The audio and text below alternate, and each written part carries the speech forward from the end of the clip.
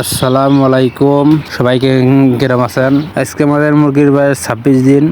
তো 26 দিনে মুরগির গড় ওয়েট ভালোই আছে। 26 দিনে 1 কেজি 700 মতন গড় আছে। আজকে প্রচুর গরম করতেছে। আজকে বলতে মানে ইদারিং প্রচুর গরম পড়তেছে। মুরগিগুলা হাঁপাচ্ছে, সে কারণে আমরা আজকে সকাল থেকে ফ্যান চালানো হচ্ছে। আমাদের ওই পাশের করে ছোটো মুরগি আছে, সেগুলোও হাঁপাচ্ছে।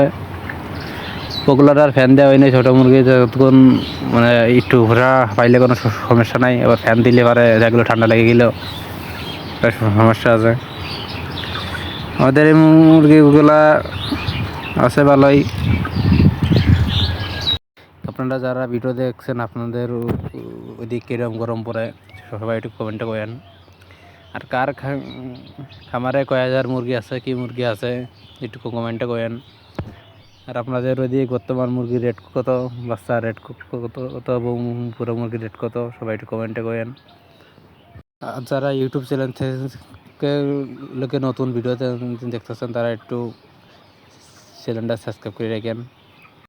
আমাদের এই প্রজেক্টে 10,000 মতন মুরগি যায় পোষা, কিন্তু আমরা এবার মুরগির দাম বেশি হওয়ার কারণে, বাচ্চার দাম, সে কারণে মুরগি কম উঠাইছি। তা বর্তমানে আমাদের ফার্মে 4,000 মুরগি আছে। আশা করি এলো ঈদের আগে যদি দাম কমে, তাহলে আমরা একবারে 10-12 হাজার একবারে পুরো ফার্ম লোড দেব।